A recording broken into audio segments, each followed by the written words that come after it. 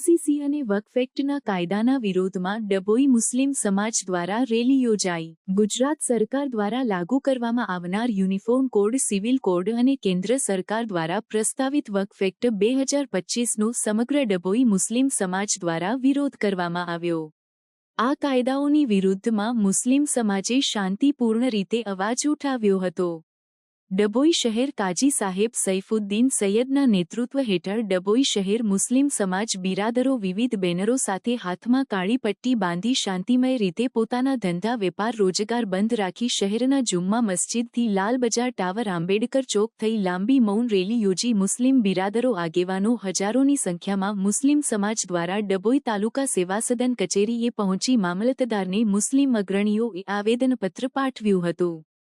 હાલમાં કેન્દ્ર સરકાર દ્વારા વક્ફ બોર્ડના નવા કાયદા અને ગુજરાત યુનિફોર્મ સિવિલ કોડ લાગુ કરવાને લઈને ફેરફાર કરી બિલ સંસદ પસાર કરી નવો કાયદો બનાવી રહી છે, જેને લઈને મુસ્લિમ સમાજમાં રોષ ફાટી નીકળ્યો છે। ડભોઈના મુસ્લિમ સમાજના લોકો વક્ફ બોર્ડના કાયદાને રદ કરવા માંગ કરી હતી અને ગુજરાત સરકાર યુનિફોર્મ સિવિલ કોડનો કાયદો લાવવાની વિચાર કરી રહી છે તેનો સખ્ત વિરોધ કર્યો હતો અને આ અંગે સરકારમાં રજૂઆત કરવા આવેદનપત્ર પાઠવી મામલતદારશ્રીની રજૂઆત કરી હતી। આજે ડભોઈ તાલુકા સેવા સદનમાં મામલતદાર કચેરી ખાતે સમસ્ત ડભોઈના આગેવાન મુસ્લિમ સમાજના દરેક આગેવાનો તે મામલતદાર સાહેબને આ આવેદનપત્ર આપેલ છે અને તે આવેદનપત્ર તે યુસીસીના કાયદા બાબતે આપવામાં આવેલું છે। જ્યારે ભારત દેશનું બંધારણ 1950માં અમલમાં આવ્યું, તે બંધારણ કેવી રીતે અમલમાં આવ્યું કે તે બંધારણ બનાવવામાં 2 વર્ષ 11 મહિના 18 દિવસ જેટલો સમય લાગેલો અને તે બંધારણમાં 400 થી 450 કમિટી બેસાડવામાં આવેલી અને બાબા સાહેબ આંબેડકરે આ બંધારણ બનાવતા દરેકના અભિપ્રાય લેવામાં આવેલા અને તે અભિપ્રાયમાં મુસ્લિમ લીગના 30 થી 35 વ્યક્તિ હતા કે તમે કેવી રીતે બંધારણમાં ફોલો કરશો।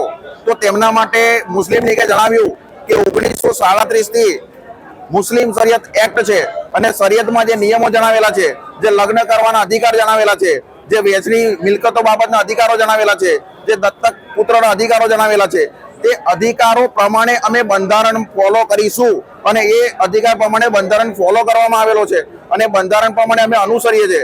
જેથી શરિયત એમાં ટચ કરે છે તે માટે આ યુસીસીના કાયદાનો સમસ્ત મુસ્લિમ સમાજ વિરોધ કરે છે। આ કાયદો લાવવાથી કોઈ ફાયદો નથી, જેથી આ કાયદો રદ થવો જોઈએ। પ્રજાની સુખાકારી માટે કાયદાની સ્થાપના થતી હોય છે, આ કાયદો પ્રજાની સુખાકારી માટે નથી। જેથી સમસ્ત મુસ્લિમ સમાજના આગેવાનો થકી આજરોજ અમે મામલતદાર કચેરીમાં તેનું આવેદનપત્ર આપવામાં આવેલ છે।